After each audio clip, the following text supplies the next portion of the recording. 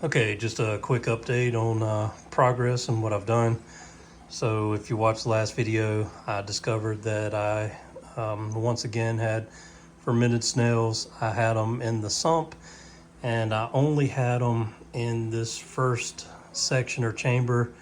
I had a couple on the rollers, I had a couple on the drain pipe inside, and then I had a couple in the very basin there.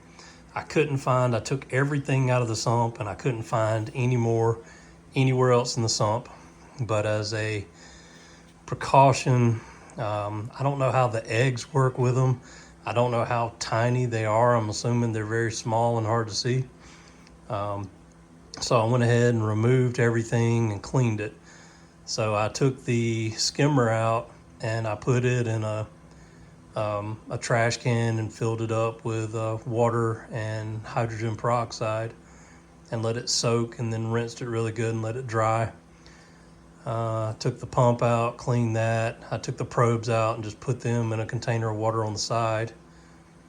I took the filter roller paper out, or media material, whatever it is. Took everything else out of the sump. I filled it completely full, and then I put a gallon container of citric acid salt in the sump, mixed it in, let it all sit there for a half hour, wiped everything down in the sump, and then drained it and refilled it 3 times, wiping everything down each time. So, if I had, anything was in the sump, it's gone now. So now it goes back to my only fear. I have not seen any in the display tank again, but I still have the fear that they might show up. And in all honesty, I don't know what else I can do. If you followed along, you know that they took over my tank. I did the nuclear option. I pretty much filled the entire tank and sump up with citric acid. I let it sit for a couple of hours. I scrubbed everything down. I set all the rock that was covered with them in my backyard. I took out all the sand and I put new rock in, new sand, and then sterilized everything. The only thing that I didn't think to do was to clean out the actual drain pipes. So my concern is that maybe I either had or have vermetid snails in the drain pipes, or they had eggs in there. That's basically the only scenario or thing I can think of that would be a possibility for them popping back up. So anyway, I found those in the sump. I just, basically dropped a bomb on the sump, cleared them all out of that. I can't find any more. So hoping and praying that they don't show up again. If they do, then, I guess I'm just going to have to accept the fact of having them. A lot of people have made that statement, that they have them and just deal with them. A lot of people that I've talked to and tanks I've seen, I don't know what the difference is. Like, they don't get the mass number that I had. So I don't know if there's different types of them or what the deal is as far as that goes.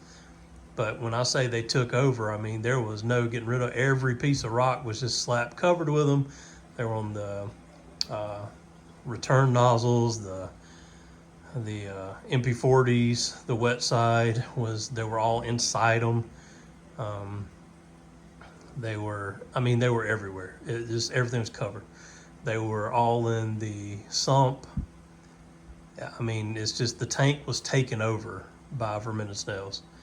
So, like I said, there was no way I could even make an attempt at trying to kill them off or do anything. So I decided to go the nuclear option and start over. And I just really hoped that did it, and I'd be free and clear of them.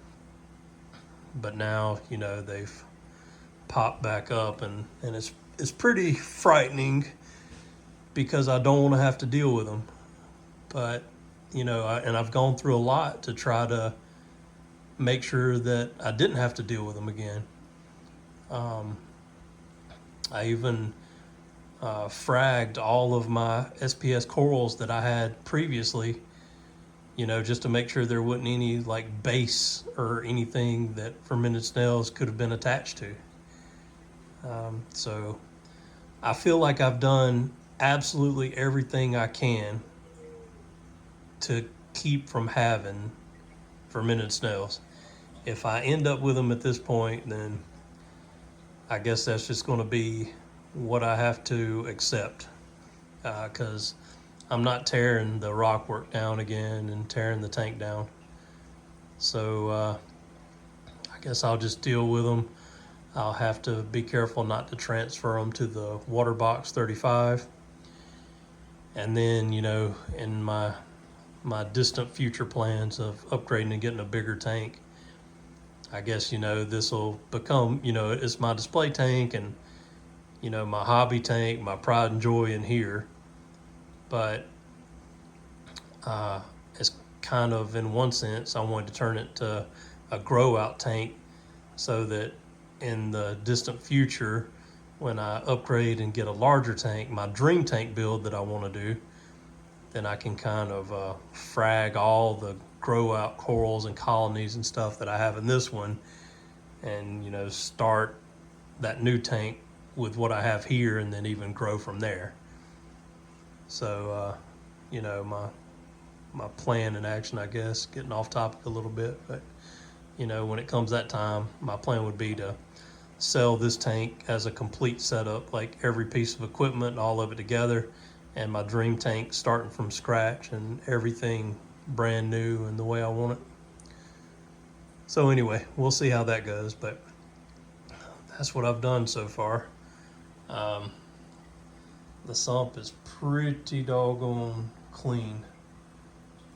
Probably the cleanest that I've had it. Usually, I'll do a little cleaning to it like once every 6 months. You know, I'll kind of take stuff out and wipe it out and just kind of vacuum it out, but I haven't gotten it perfectly clean. Even when I did the nuke option before, I didn't spend as much time like really wiping and scrubbing the sump as I did, you know, the tank. I was sterilizing it more. So anyway, that's where I'm at. I'm just, you know, I'm still have concerns that they are in the display and I just haven't seen them yet, and then they're going to start populating again. But time will tell, and I'll let you know what happens. Anyway, that'll wrap up this video.